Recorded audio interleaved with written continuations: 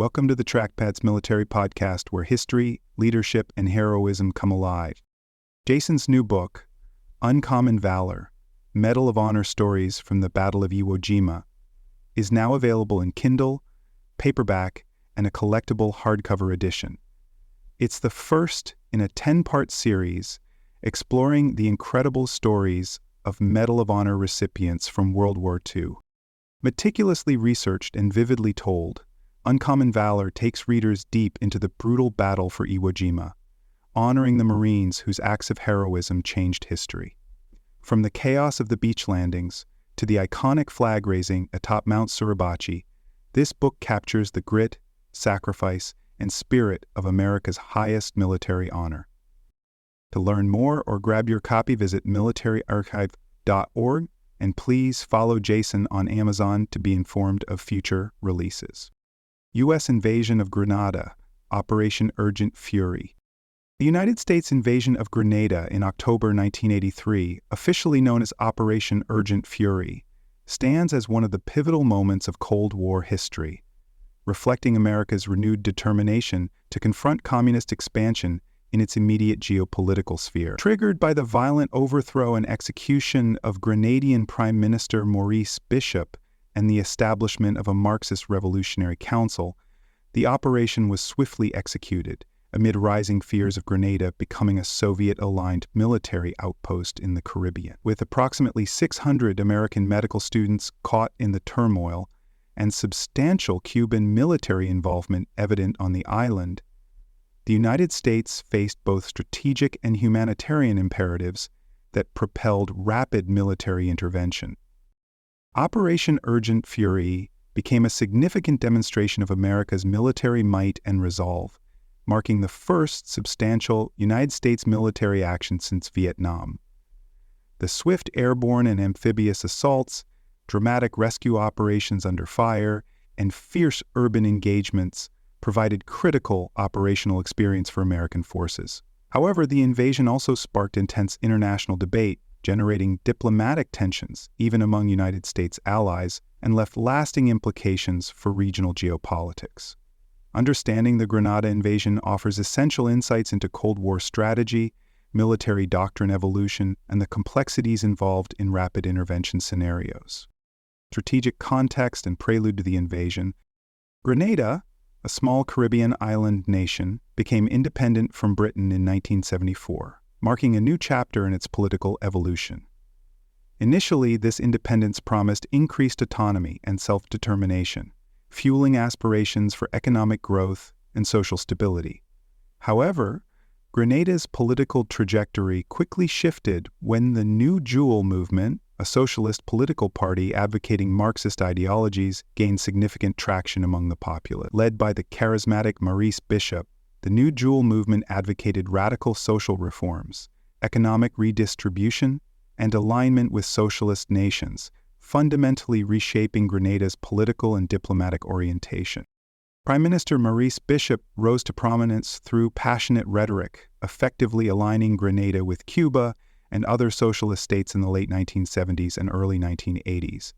Bishop embraced socialist policies, implemented extensive social welfare programs, and sought substantial Cuban assistance in modernizing Grenada's infrastructure, notably the construction of a large airport at Point Salins. This airport project, perceived internationally as excessively large for Grenada's tourism needs, sparked suspicions in the United States that it could serve as a staging ground for Soviet or Cuban military operations. As Bishop deepened Grenada's connections with Fidel Castro's Cuba, American fears intensified regarding the island's potential transformation into a strategic military outpost for communist powers. Internal divisions soon emerged within the New Jewel movement leadership, exacerbating the political instability of Grenada. By the early 1980s, ideological splits surfaced prominently, causing severe rifts among the party's senior members.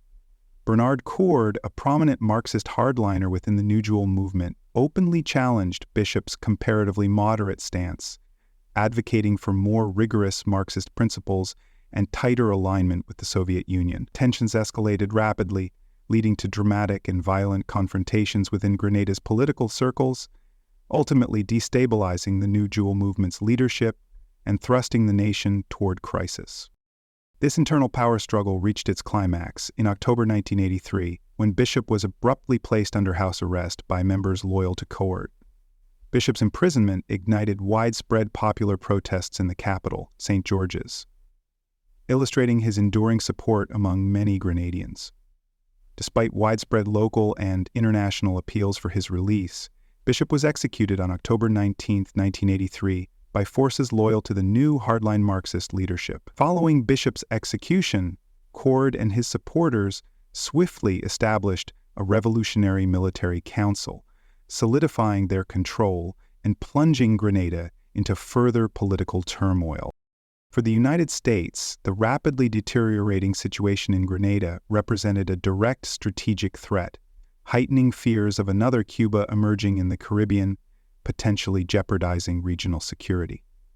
The substantial Cuban military presence on Grenada, including advisors and workers involved in the construction of the contentious airport, amplified American concerns regarding Soviet influence. Additionally, the presence of approximately 600 American medical students attending St. George's University intensified Washington's sense of urgency, fearing their safety amid the island's escalating unrest. Responding to these concerns, and bolstered by an explicit request from the Organization of Eastern Caribbean States, United States military planners swiftly moved to formulate an intervention strategy, leading to the launch of Operation Urgent Fury. Operation Urgent Fury was meticulously designed as a rapid response mission intended to deploy overwhelming military force, immediately neutralizing Grenadian and Cuban resistance. American strategic planners envisioned a robust combined arms operation involving airborne and amphibious assaults to secure critical points quickly. A primary operational objective included the swift rescue and evacuation of American citizens, particularly the vulnerable medical students scattered throughout St. George's University campus. Additionally, beyond immediate tactical goals, the United States sought to install a pro-American government capable of stabilizing Grenada and reorienting its international alignment firmly away from Marxist influences and toward the United States and its allies. Initial assault and military engagements. In the early morning hours of October 25, 1983, Operation Urgent Fury commenced with a swift and coordinated assault to secure Grenada and neutralize military opposition. United States Army Rangers spearheaded the airborne attack, descending rapidly onto Point Selene's airport, strategically crucial due to its large runway, capable of supporting significant military airlift operations. Simultaneously, United States Marines initiated an amphibious landing at Pearls Airport in the northern region of the island, aiming to open another critical entry point for reinforcements.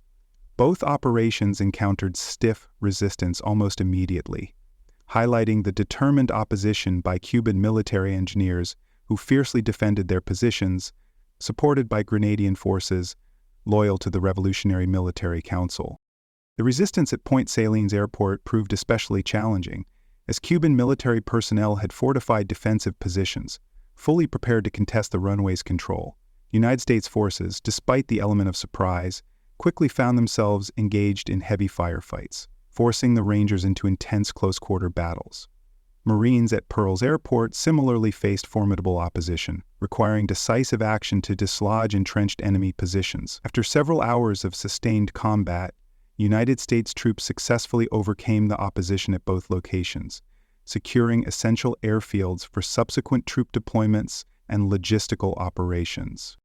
An immediate priority for United States commanders following these initial assaults was the rescue of American medical students scattered throughout the true blue campus of St. George's University.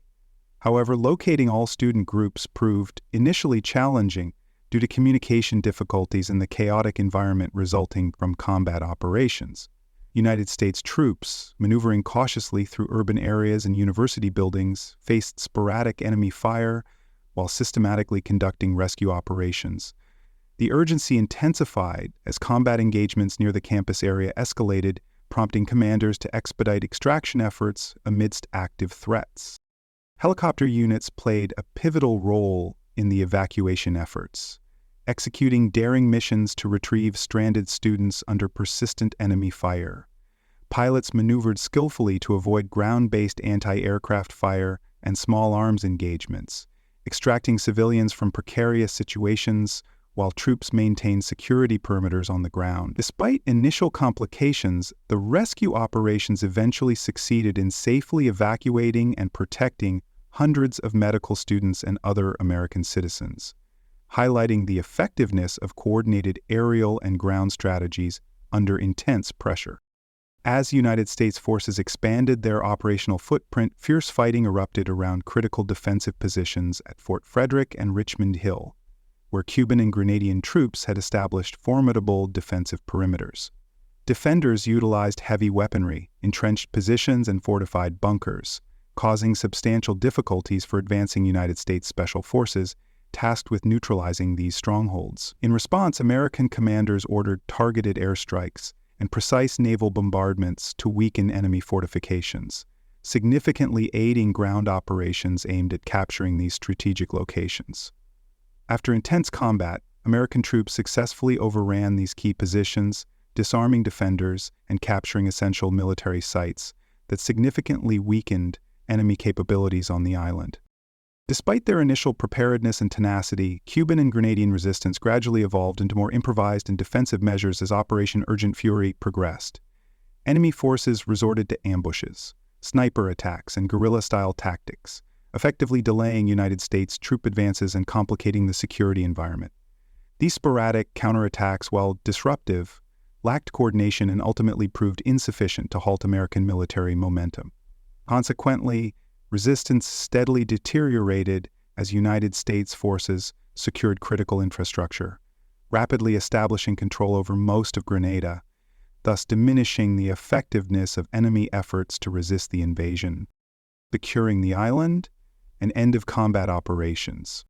Following the initial assault and intense urban engagements, United States military commanders swiftly transitioned into comprehensive mop-up operations across Grenada's rural and isolated regions. These actions aimed to root out pockets of remaining resistance, preventing the regrouping of Cuban or Grenadian forces capable of mounting sustained insurgent operations. American troops systematically scoured the countryside, conducting village-to-village sweeps to locate and disarm scattered Grenadian soldiers still loyal to the revolutionary government. These disarmament efforts were crucial in neutralizing potential insurgent threats and restoring civilian confidence in safety and governance.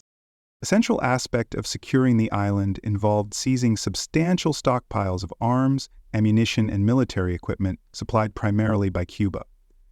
The United States forces uncovered significant caches hidden throughout Grenada, notably within remote storage facilities, warehouses, and concealed bunkers.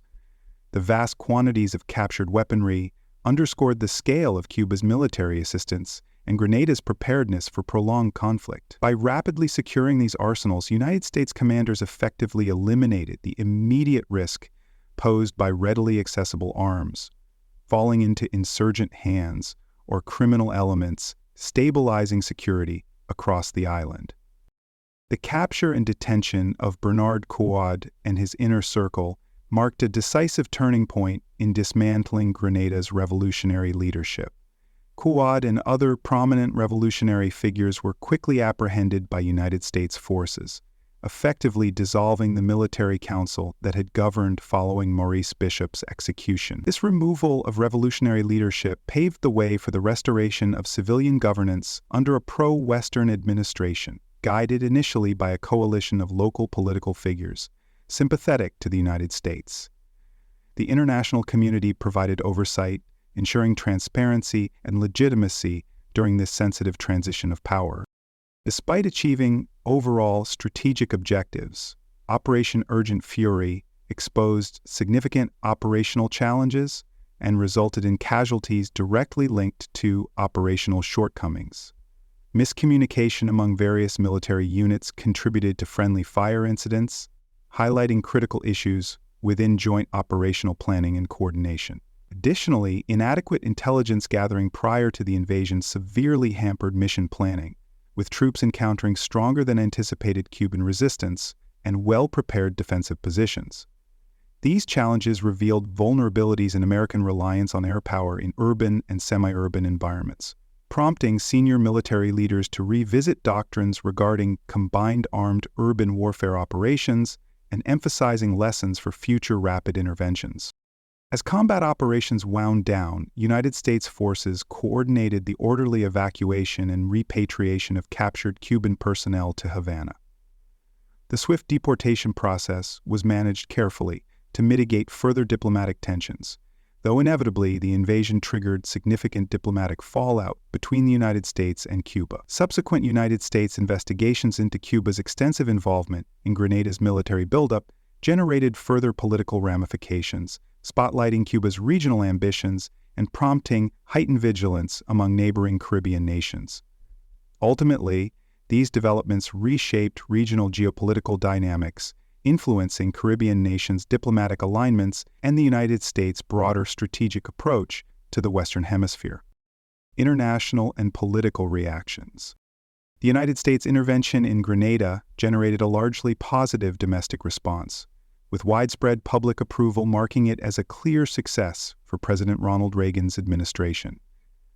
The quick and decisive nature of the military victory resonated deeply with an American public still grappling with memories of Vietnam and the recent Iran hostage crisis. For Reagan, the successful invasion strengthened his foreign policy credibility, showcasing decisive action against communist expansion close to American shores. This operation effectively bolstered national morale, reinforcing public and political commitment to combating communist influences in the Western Hemisphere. Despite strong domestic support, the invasion was met with significant criticism internationally, especially from the United Nations. The United Nations General Assembly swiftly condemned the intervention as an illegal act of aggression, arguing that the United States had violated Grenadian sovereignty without clear international sanction. Additionally, allies such as the United Kingdom expressed notable dissatisfaction over being excluded from pre-invasion planning discussions, despite their historical ties to Grenada as a former colony and Commonwealth member. This lack of consultation strained diplomatic relations and illustrated the complexities involved in coordinating international military actions, even among close allies. Reactions within the Caribbean region varied significantly, underscoring the divisive impact of the United States invasion on regional unity. Several Caribbean nations strongly supported the United States action, particularly those within the Organization of Eastern Caribbean States, which had explicitly requested American intervention. Conversely, other nations, particularly those aligned with the non-aligned movement, viewed the invasion critically as unwarranted foreign interference. These differing perspectives exposed underlying regional tensions, highlighting the delicate balance required in maintaining diplomatic relationships within the diverse Caribbean political landscape. The experience gained from Operation Urgent Fury profoundly impacted United States military strategic thinking, particularly in identifying critical shortcomings in joint force coordination. Military planners recognized the necessity for improved inter-service communication and coordination to avoid operational errors, such as friendly fire incidents and intelligence failures. These operational insights led directly to enhanced training programs and doctrine revisions aimed at streamlining command and control structures in future operations. Grenada thus became a pivotal case study for military strategists, shaping preparations and tactical methodologies for subsequent rapid deployments, notably the interventions in Panama in 1989 and later operations in the Middle East. Cuba's reaction to the Grenada intervention was marked by a combination of defiance and pragmatism. Fidel Castro publicly acknowledged the shortcomings of Cuba's direct military involvement in Grenada, admitting to tactical errors and strategic miscalculations that facilitated the island's swift fall. This experience prompted a notable shift in Cuban foreign policy, steering away from direct military interventions toward more subtle and intelligence-sphere international engagements. Although Grenada represented a setback, Cuba sought to reinforce its alliances within the socialist bloc, redoubling diplomatic and intelligence efforts abroad to sustain its strategic influence despite this significant military and political defeat. Legacy and historical significance. The United States invasion of Grenada marked a crucial shift in American Cold War policy, representing the first significant military intervention by the United States since the withdrawal from Vietnam nearly a decade earlier. This operation reaffirmed the Reagan doctrine, emphasizing aggressive resistance to communist influence and proactive containment strategies, particularly within regions deemed strategically sensitive like the Caribbean. By demonstrating an unequivocal willingness to act unilaterally, the United States sent a powerful message globally, signaling a renewed resolve in confronting perceived threats to its national security interests. Furthermore, the intervention fostered stronger diplomatic and security relationships between the United States and its Caribbean allies, significantly influencing regional alliances and cooperation for decades thereafter. Politically, Grenada underwent substantial transformations in the aftermath of the intervention, transitioning from revolutionary Marxist governance to a stable, democratic political system strongly aligned with Western interests. The establishment of civilian leadership under United States oversight laid the groundwork for sustained political stability and economic growth, encouraging increased foreign investment and tourism. The drastic reduction of Cuban and Soviet influence in Grenada had broader regional implications, reshaping Caribbean geopolitics by curbing communist expansion and promoting democratic governance models. Despite these positive outcomes, ongoing debates continue regarding the legitimacy and ethical justifications of the invasion, highlighting enduring complexities surrounding international law, sovereignty, and humanitarian intervention.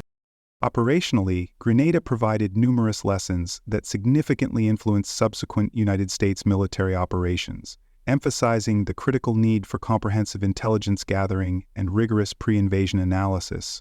The shortcomings experienced in Grenada highlighted serious gaps in joint force coordination, necessitating substantial improvements in inter-service communication protocols and combined operations planning. Furthermore, American forces recognized specific challenges associated with urban warfare, which informed training adjustments and tactical doctrine modifications for future engagements.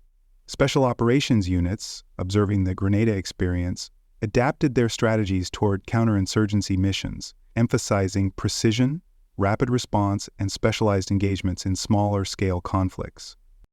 The cultural and historical remembrance of Operation Urgent Fury continues prominently within American public memory, reflected through various memorials honoring the United States soldiers who sacrificed their lives during the brief but intense fighting. Memorial ceremonies and commemorative sites ensure ongoing acknowledgement of these service members, maintaining public awareness of their contributions and sacrifices. Additionally, Grenada remains a focal point for broader historical debates regarding President Reagan's foreign policy decisions, regularly analyzed in both academic and popular literature. This reflective discourse examines the intervention's long-term implications, scrutinizing its ethical dimensions, strategic validity, and broader impact on international relations. Operation Urgent Fury's enduring influence extends beyond historical recollection into contemporary military doctrine, serving as an essential reference for planning and executing rapid, limited-scope interventions. Military strategists and historians routinely evaluate the Grenada operation through books, documentaries, and academic analyses, preserving its relevance within discussions about military effectiveness and international diplomacy.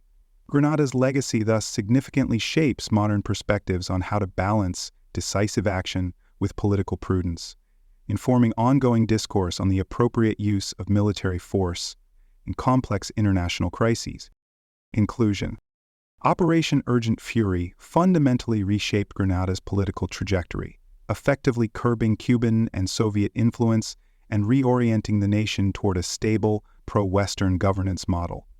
For the United States, the invasion reaffirmed the Reagan administration's aggressive stance against communist expansion, bolstering American strategic credibility during the volatile Cold War period. Nevertheless, the operation exposed critical gaps in military preparedness, joint force coordination, and intelligence capabilities, prompting significant revisions in United States military doctrines and strategies for future conflicts. The Grenada intervention continues to resonate today, reflected in ongoing discussions about military ethics, the legitimacy of humanitarian interventions, and the proper use of force in international affairs.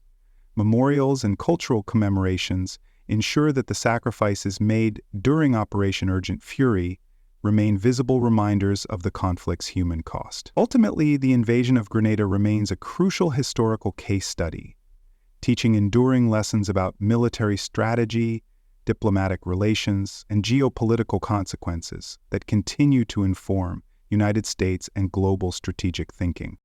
Thank you for joining me on today's episode of the Trek Paths Military Podcast. If you'd like to dive deeper into more stories of courage, leadership, and battlefield history, visit trekpads.com for articles, podcast archives, and exclusive content. You can also explore the library of military history books and ongoing series by visiting Dr. Edwards' author page at militaryauthor.me. Whether you prefer to read, watch, or listen, there's always more to discover. Until next time, keep exploring, stay inspired, and remember, the lessons of the past shape the warriors of the future.